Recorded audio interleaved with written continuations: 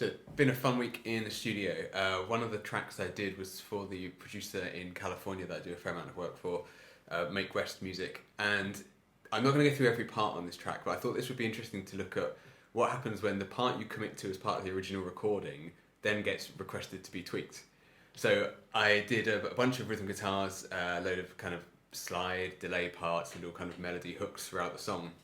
And there's one section in the middle coming out of a slide solo, which has got a bigger guitar solo. Now, as part of the original tracking and what I originally sent to the producer and songwriter, I committed to one solo. The producer came back and said, "Cool, really dig the track, great news. Can you give the solo a couple more takes just to see what else you've got?" And I'll kind of talk more about the specific guidance in a moment. So it wasn't that the first solo wasn't a good fit, it's just he kind of wanted to see what else might come out if I did it 2 or 3 more times. So here's the first thing I sent. I'll try and get this as close as possible to what I played.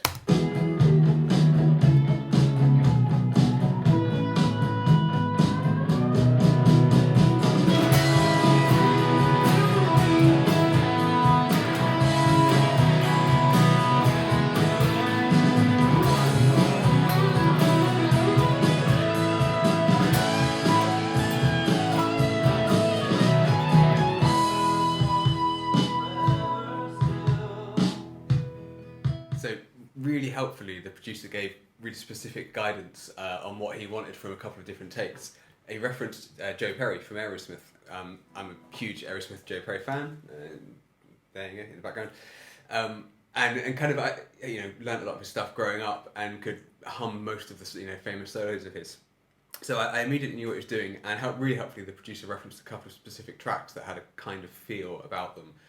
So at that point, the first step is to clear your mind of what you've done on take one, as in that's not what you're going for anymore. Put that out of your mind, come up with something new, and here's what came out for take 2.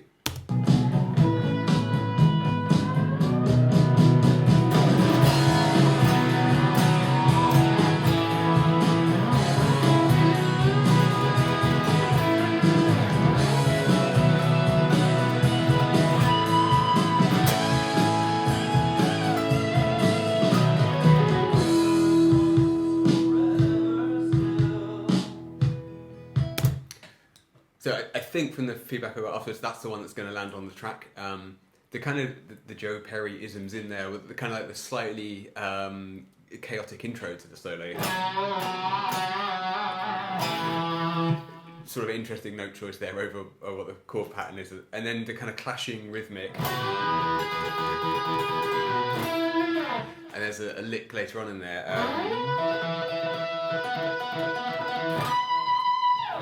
Something I took from kind of studying Joe Perry stuff earlier in life was as long as you land on the beat, what comes just before it can kind of rhythmically be a little bit more chaotic. He's got a great way of phrasing stuff that sounds really slippery in that sense.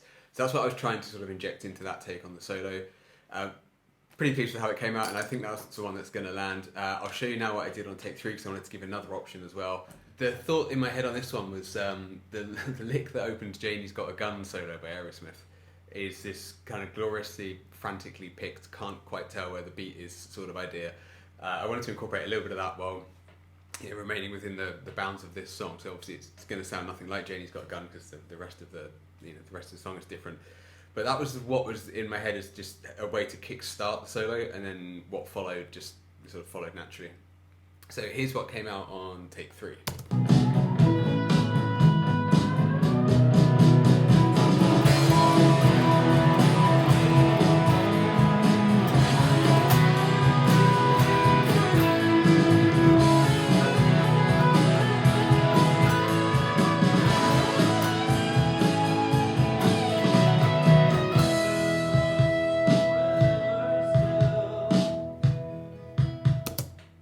Along those lines.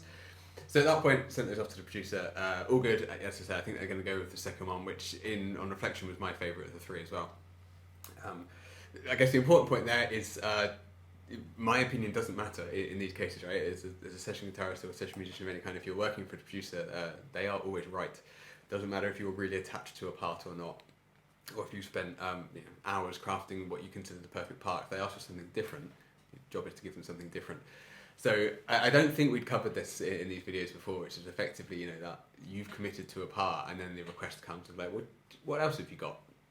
I kind of like it. I find it a really interesting challenge to see how many parts can you come up with over the same section of the song that really don't sound like each other. And as I say, it's kind of the producer is always right, and what you've done before doesn't really matter if you're being asked to do something else. So you've got to kind of completely. I had it phrased once brilliantly. It's like you've got to completely drop your ego, accept that you're going to do something different, and then as soon as it's time to hit record again, get the ego back in place and kind of put forward your best foot. So hopefully that was an interesting look at it. As I say, there's a whole bunch of other songs, a whole bunch of other guitar parts on the song. It should get released in. I'll post a link when it's out there. So until next time, thank you.